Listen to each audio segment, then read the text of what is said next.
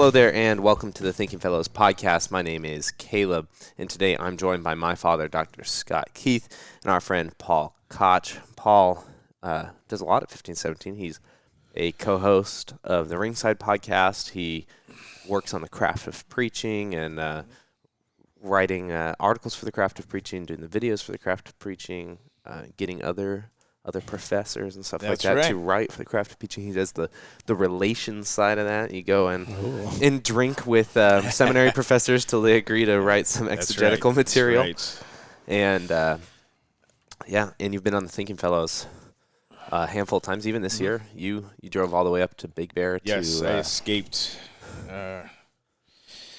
Came to see you guys. That was great. I enjoyed that. That was a fun time. Yeah. We almost got my wife's truck stuck at least twice. At least twice, yeah. Oh. It's good. Yep. Once in a puddle and once in snow. And who knew there was still snow as we went that high? We didn't, but we found out.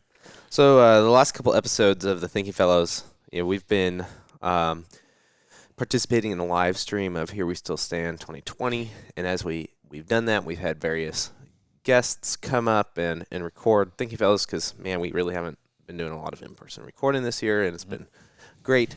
And the theme that has, I think, popped up at this point is the Thinking Fellows book tour type deal. So we had Zoll on, we had Dave Zoll on, talked about seculosity. We had Chad Bird on, talked about his new book, Unveiling Mercy.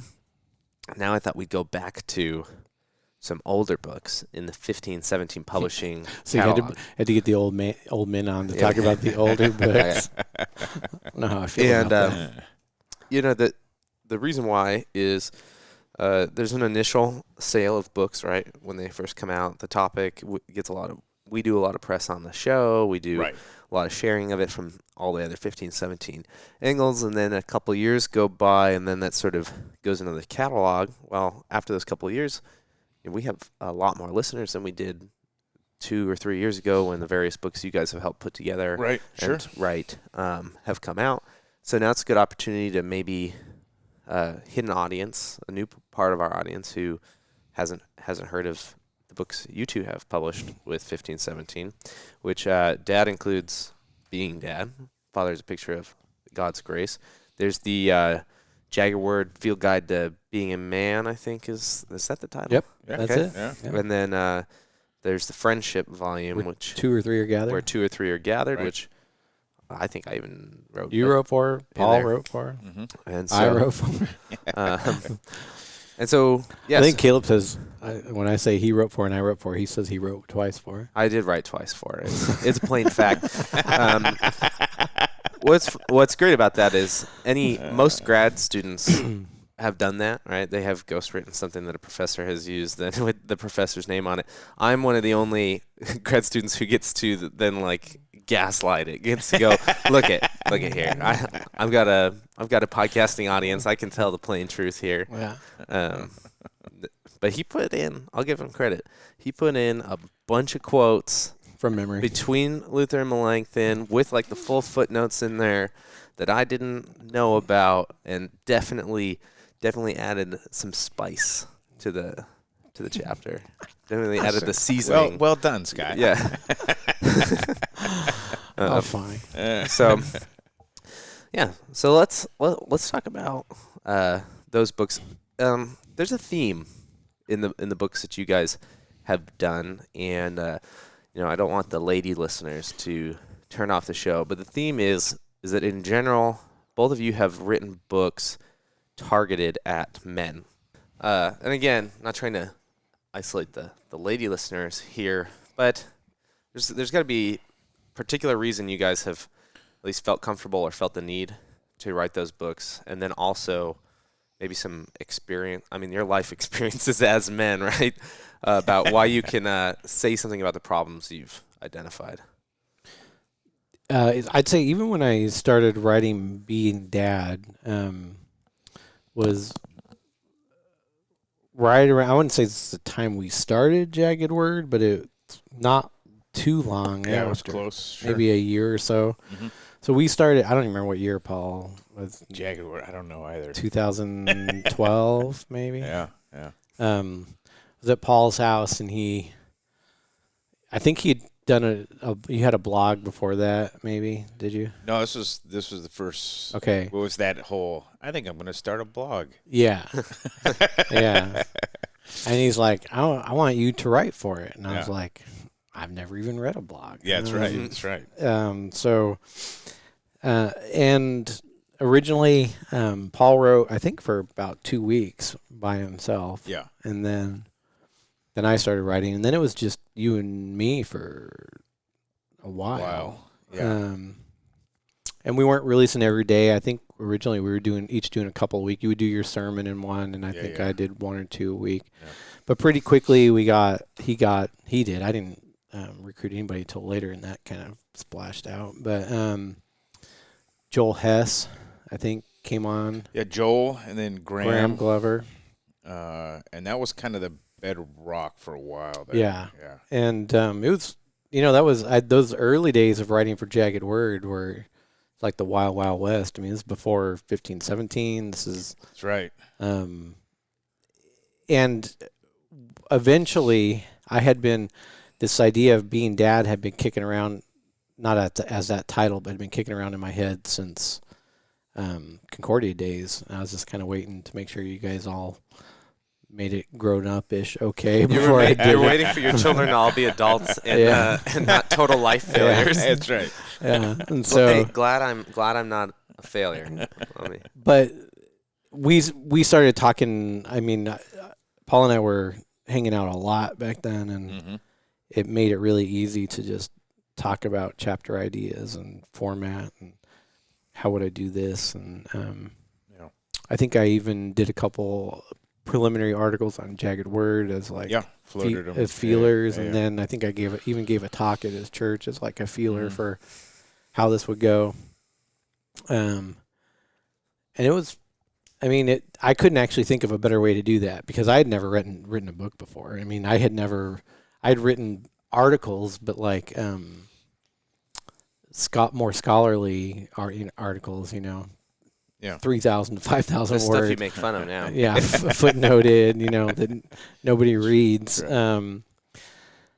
And so blogging and writing for a popular audience, I think when you're trained to write academically, it's not easy. In fact, a lot of the people that we wanted for 1517 too, that we wanted to come write for 1517, and it's Jagged Word, just couldn't make the transition. It's just they're used to a different way of speaking. Right. But that helped out a lot with writing Being Dad, and Paul's friendship at that time helped out a lot with writing Being Dad because it was hard for me to remember this perspective of being a dad to young kids. And he had a bunch of young kids. That's right. Yeah. And so bouncing that off of him, it just, and then he had Rod, he and his wife Cindy had Rod as a professor, and so they knew the stories as well as I did, and they both actually could critique my interpretation of those stories, and misapplied, applied, and it's just, I'd say to do a book like Being Dad, there's probably a lot of books you could do non-collaboratively, but it's difficult to do a book like Being Dad non-collaboratively. Well, you collected stories at the back end of Being Dad. That's one of the things. So in each chapter. Yeah, in each chapter, Paul wrote a couple of those. Paul, Bob Hiller, Joel Hess. Yeah. Bob wrote for the Jagged Word forever too. Yeah, but he came later though. Not much, but at least a couple years, I think. Yeah. A lot of those baseball ones. That's right. Remember that sports stuff? That was one of the, and probably still is, one of the unique things about Jagged Word. When Paul recruited people to write, he recruited them. He has a gift for seeing the strength of their interest and would recruit them to write on that strength. And so it's not like for 1517, let's say, it's either all theological or apologetic with like maybe some cultural spread in there and everything. But this was like, you're writing on culture. You're writing on this. It's like a newspaper editor, and you're hiring a sports journalist and a politics person and on and on. And it was unique. It's it gave and gives, I'm sure, Jagged Word a flair that is nice because there's not always agreement between the authors on everything. Right. Like I remember Graham and I specifically wrote some articles like against each other. Yeah. was Those a were bit fun. We did that not too long ago. A few months back, I wrote something about. I think I called it like the church's failure in the face of the crisis, and Graham all of a sudden came out of the woodwork again and Church's said, "Hey, success." can I?" Yeah, and so then he wrote something, and then I wrote right back at him about he's one of those guys who wears face mask driving alone in his car. So anyway, I just like taking shots at Graham. So, but yeah, no, it does makes it fun. But the camaraderie, the friendship, yeah. So kind of comes to that, and that shows up in the certainly the friendship books, the Jagged Word book. Yeah. The Jagged Word book came about to answer your question. That book came about because Paul and I realized that specifically he and I, but a lot of the other guys on Jagged Word too, had just done a lot of writing on Jagged Word towards fatherhood, masculinity, friendship, specifically probably male friendship. Yeah. And then a lot of levity writing too, like on the joy of smoking a good cigar or a finely crafted glass of bourbon. And there's articles on that. And it just always, I think eventually one of the goals for writing on Jagged Word had to do with, because we weren't all together all the time, but kind of like the Inklings sort of thing where you're just writing, you're not, it's not just all theological writing. Right. You're writing, and there's a group of guys around you that are helping you craft that writing and make it better. And so you write about a lot of stuff, but we noticed a common thread. Yeah, for sure. Enough to, I remember you, like, can you pull? And so, like, I pulled together a list and realized we already had a massive amount of material. Yeah. It needed, obviously, several hundred pages. It needed to be organized and edited and all that good stuff, but it was there. And it just came organically. Like, it came as part of what we were all doing. Yeah. Yeah, and there was a lot of crossover there between being dad. I mean, sure. Being dad is trying to portray a positive, maybe I'd say encouraging picture of being a father in an age that discounts fathers. Yeah. And then the Jagged Word Field Guide does a lot of that same stuff having to do with being a man, being in friendship, what it's like, working for a living. Yeah. There's a lot of those in there. Avocational stuff, vocational stuff. Yeah, I mean, they're a good combo. I always told, when I do speaking gigs, I'm like, these are things you should buy together because you'll probably learn a lot from being dad. Yeah. And you might learn a lot from the Jagged Word book, but you're going to, even if you don't learn a lot with it, it's not a difficult read because it's like 1,000 words at a time. Yeah. Pick it up, put it down, pick it up, put it down. But it's fun. Yeah. We used to tell people it's like that perfect, back of the toilet when people used to do that before they had cell phones. It's on the back of the toilet at the recording studio. Yeah. It's perfect because, you can just read a little one, and some are just funny. Some are, Some are sad, some are serious. Yeah. It's a great little book. I think it's one of our underrated offerings at 1517 just because it's not serious. It's not serious. It's not trying to change your life. It's right. So it's just anecdotes. Yeah, that's right. That's right. There's a common theme through the three books, I think, that speaks a lot, maybe even like heavier than usual this year, which is a type of loneliness present in each book. Being dad, starts with your story of growing up without a father because your father died, the longing for a father.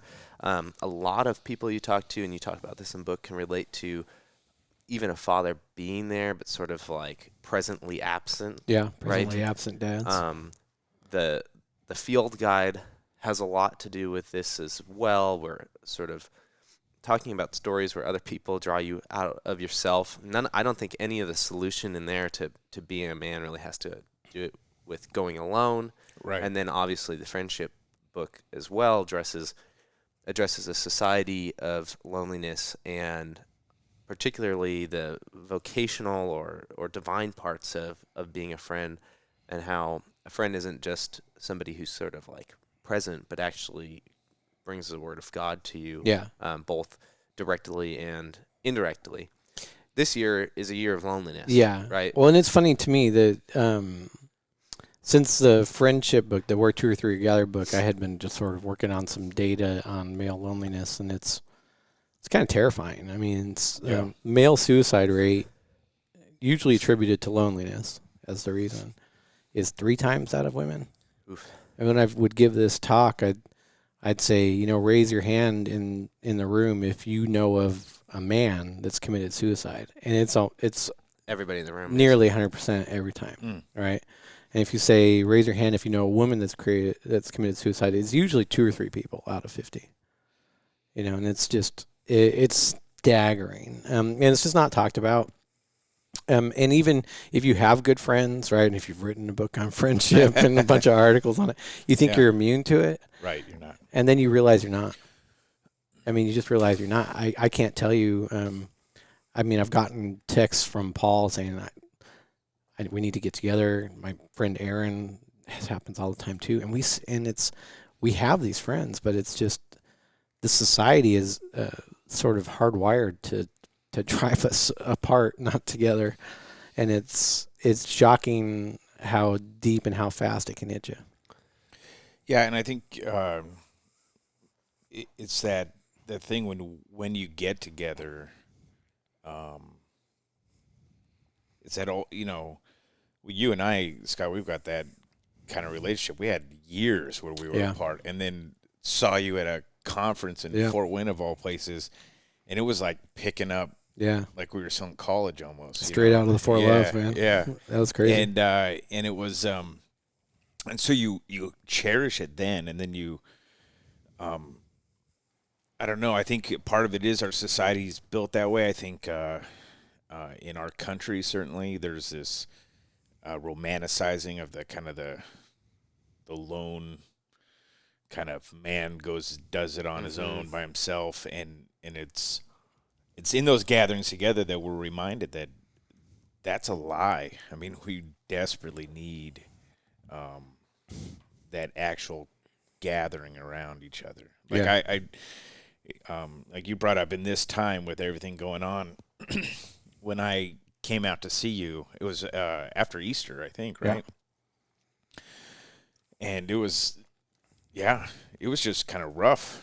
I'm trying to figure out how to pastor a congregation, all this, but you were pulled away from people. And man, coming up, I was just up for one night, but it was so nice to just like be there, hang out, laugh, go out four-wheeling, record some of these. It was it kind of reinvigorates everything. To get together. And so I think it's one of those things that we don't grieve it as we're just living our lives. Like we don't recognize how much we miss it until later. Yeah, it's been an interesting year for me on that front. I have, COVID was in some ways a blessing in disguise for some of the things that have changed in my life and changed permanently, like able to sort of realize that my wife could stop working and get some of that back. But even then, a lot of my friends had forced time off, right? Like they work in various industries where going into the office or going into the store or whatever it is weren't there. And so I've spent more time with my friends in person this year than I have in 2 or 3 years since college.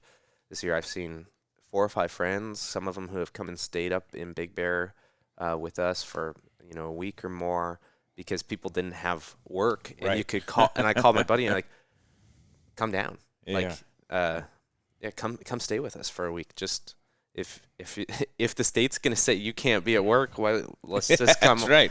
Let's Don't sit home alone. Yeah, right. And so it's been an interesting. It's funny how much of a rebel you felt like doing that. Oh yeah. Somebody came up to your house. It's like, I'm a rebel. That's right. What happened? It's dude I've known for 25 years. Spent the night. It's like, okay. Woo. I think there was an interesting opportunity there, and I think it's an opportunity that will extend into the end of the year, and who knows? Yeah. After that, to sort of you can take these situations, and I guess if you are willing to be a little bit of a rebel, or maybe just say take on the risk of friendship here in this instance, there's some opportunities. That's one of the things we wrote about quite a bit in the past. Is that friendship's a risky business. It just is. Like you expose yourself. You're seen as outsiders to the rest of the world because you're a group. Lewis warns about that as one of the dangers of friendship, right? Well, people get offended when they're not in the group, right? And this is one of the things that I remember being at Concordia, and like the student council body would have like messages every once in a while, right? And their big, I think it was my junior year, their big like message in there, and the thing that they put all this like marketing and the pamphlets that went out was like, Concordia needs to end the clickiness. Too many people have just their group of 5 friends, and that's it. Yeah. You go and you sit on isolated tables at the CAF, and you don't have friends from all over the campus. And I was kind of like, well, duh. I've been here for 3 years. I found the people I like. Right. Yeah, that's I got my friends. They're fine. I don't need any more. I'm good. I'm tapped out. You know, it's funny. You're saying that last night. So the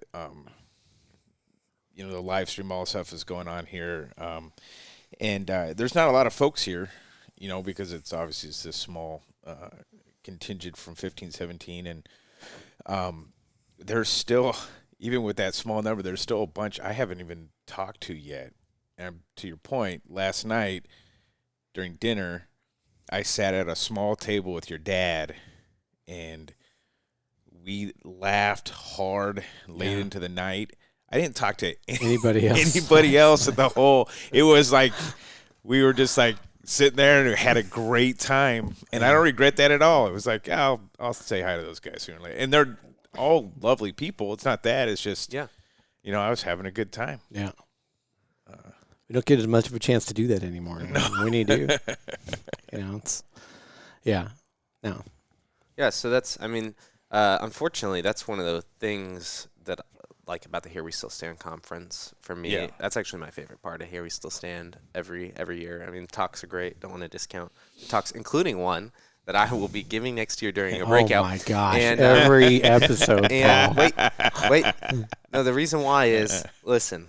If you're registering for the 2021 Here We Still Stand conference, which you absolutely should do.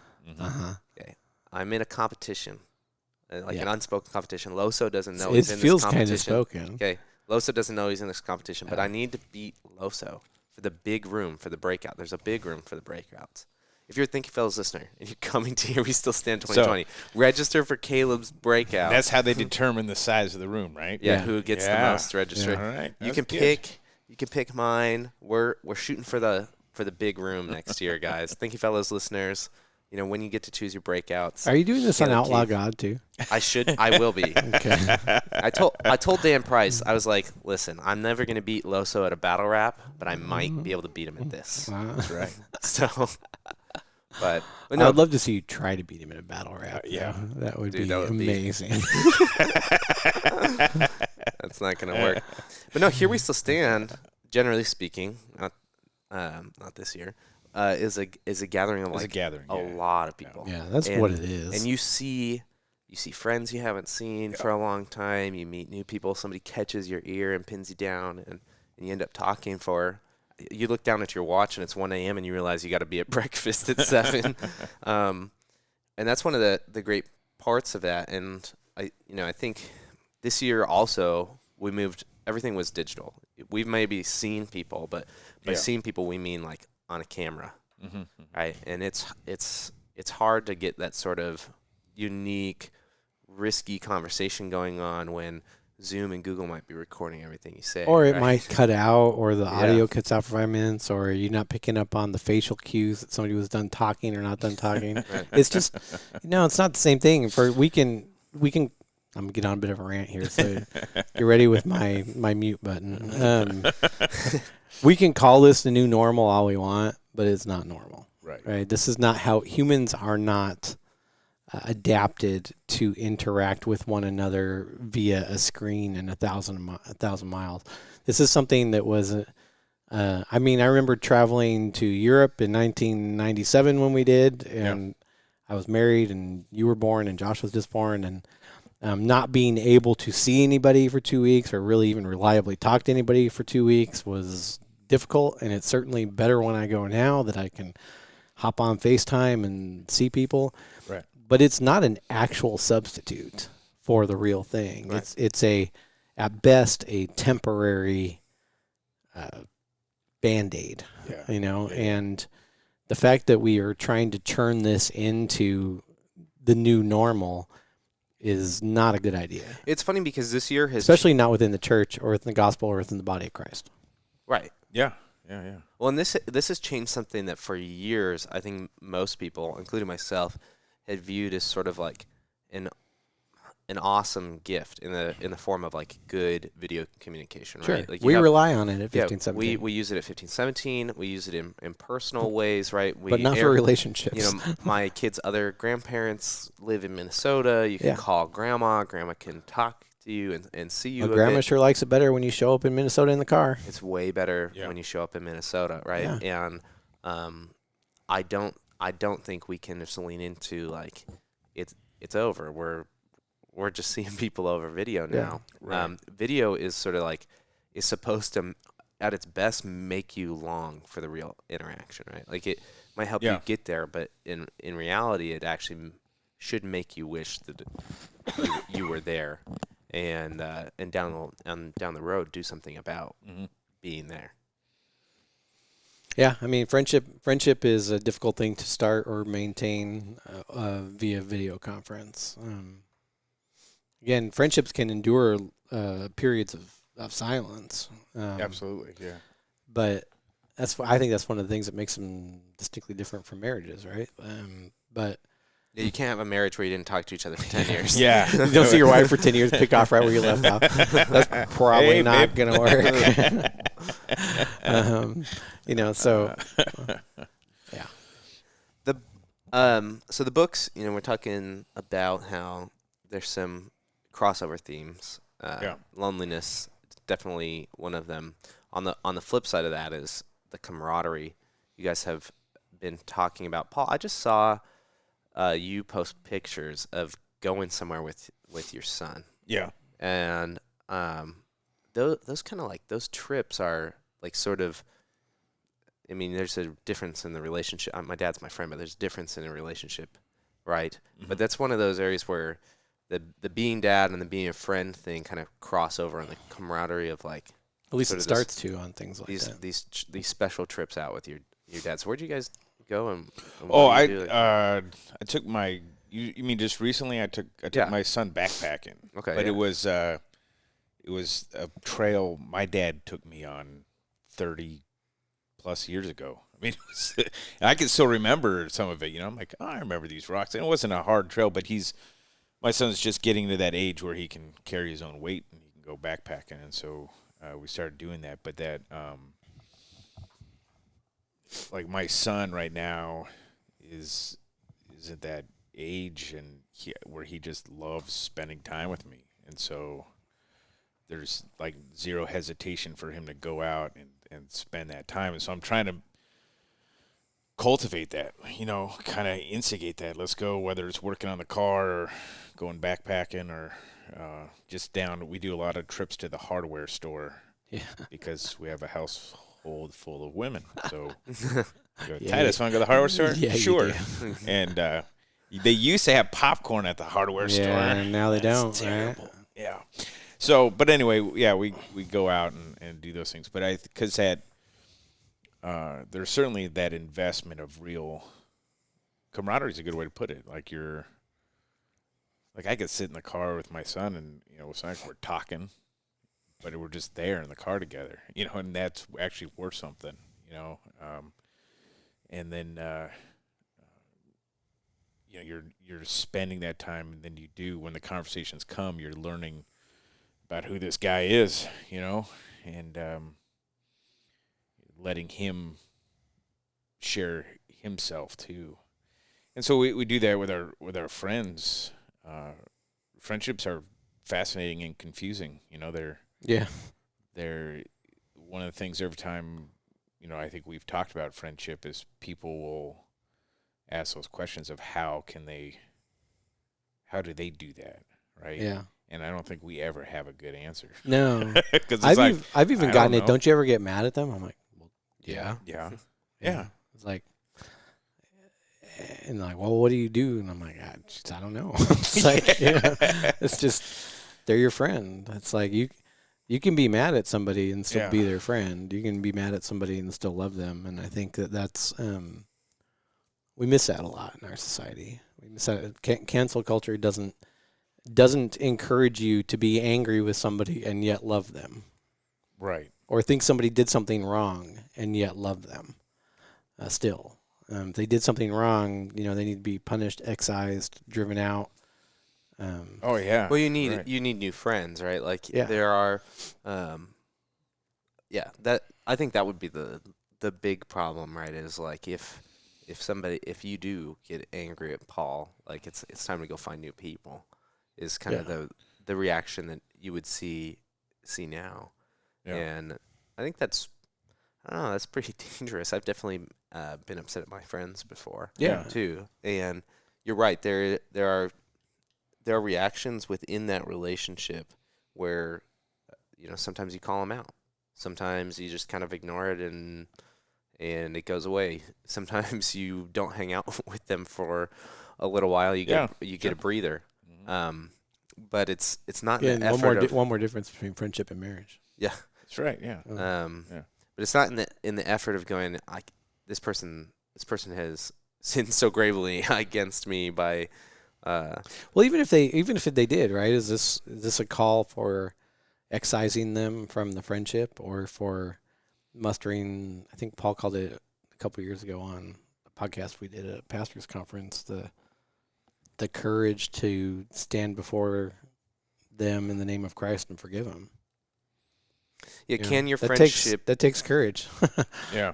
How strong do you think you are? Go ahead and stand in front of somebody that you think wronged you and say, I forgive you in the name of Jesus. Yeah. Can your friendship withstand an absolution? Would be a kind of an interesting measure of it, right? That takes... on both sides, there's a certain... I might steal that line. Thank you. No footnotes. There's a certain level of risk in absolving somebody. We've talked about this on the show before. Yeah. Well, the one I was thinking of was that pastor's conference in Palm Springs. I don't know if you remember it, Paul, but... I remember that audio. You two alone. I wasn't there. I get this file. It's like, this is ready for to publish. I'm like, holy cow. Those two are 2 miles from the microphone. It sounds like they're gargling their whiskey. What is going on? There was some great stuff that came out of that too. Darren Cheek was there too, and he said some of that same stuff. But and Ed Killian, wasn't he there? Yep, he was there too. Yeah. You guys, you guys recorded a very, very editing heavy podcast for me to do. Well, I'm glad you got a lot out of it. Yeah, those ones are kind of fun because it's a guarantee that I have to listen all the way through to those, right? I can't when we record these, if there's something really atrocious, I'll take notes, right? If somebody misspeaks, you take a note and you can do something about it later. No, if you guys are together and you record at some bar without me, it's a listen slowly and all the way through type of thing. So okay, why should people buy those books? You got 3 books. Man, I actually for a while we sold them as a package deal on the website. Like could buy them. You could buy them as a package deal, and obviously for the sake of this episode, that makes a lot of sense, right? That would be a package deal. Is this just like another Christian how-to series? I don't think there's any how-to in any of it. Yeah. Not even in being dad. No, I think they're all they're important conversations, important parts of your life to kind of... I could say, I was just sharing with Scott yesterday, I have a friend at church we were commiserating over struggles with our children, and I didn't even know he had your book, Scott, and he brought it up. He's like, man, that thing has saved me. So not as a how-to, as far as like, here are the tips on being a great dad, but in the notion that, man, when you've tried the law and it is not working, and you will try the law, there is another way. Yeah, there's another word.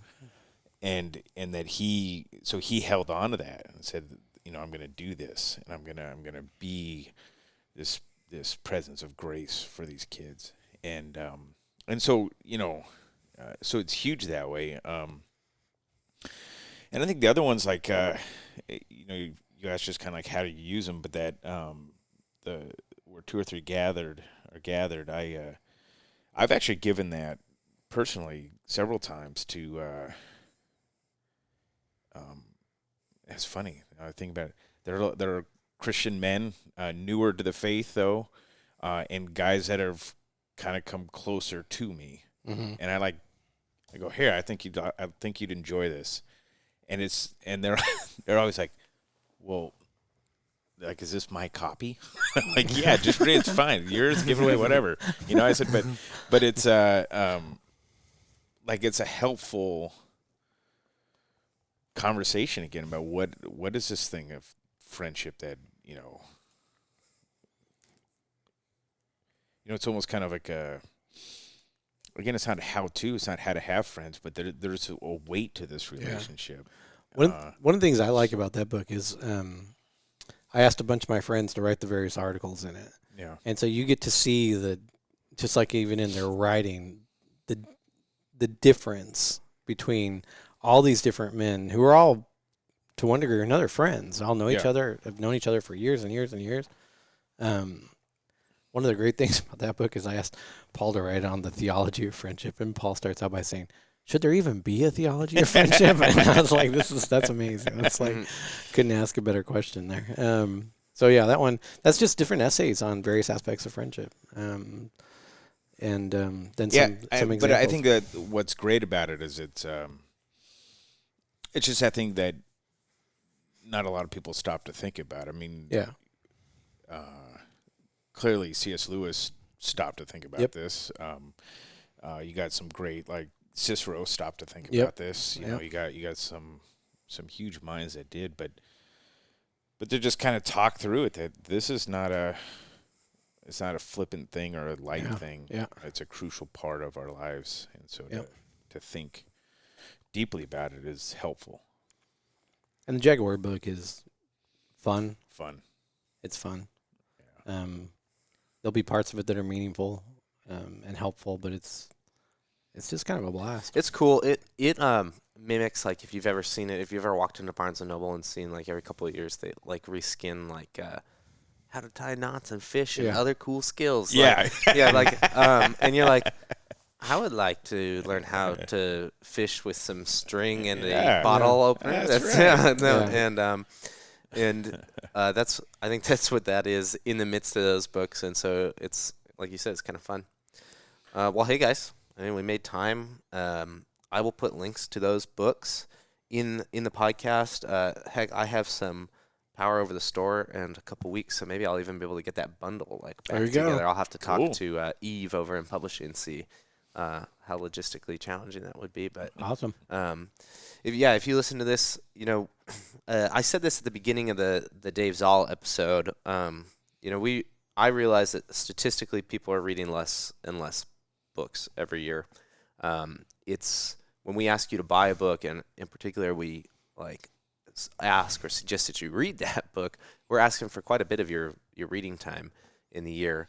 I think these are worth it if this is something you're interested in, if you enjoyed sort of, I think, the friendly conversation of this episode or the episodes that Paul's been on in the past where we sort of just cut loose and have a fun episode. I think you'll like you'll like the Jagged Word book. I think you'll like the Friendship book.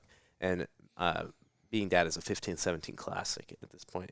It's sort of, I think it's a staple. I think it defines sort of how to do a book on a very specific vocation. Yeah, it was our first. It was our first single author, single subject book too. Yeah, not an edited volume. And so because of that, it flows different than these other two books that we're talking about too, which are edited volumes. So yeah, and all the books at 1517 Publishing, one of our main goals is to keep them affordable. I think if you'll notice, they're not extraordinarily expensive, and yet we've tried to put some serious quality into them, and so you could get I think all three of these in hardback for a price better than a lot of single books in hardback. So yeah, go ahead, shop.1517.org. The books are also available on Amazon. I'll add double links in the show notes. Thank you for joining this episode of the Thinking Fellows Book Tour. We'll catch you next time. Bye.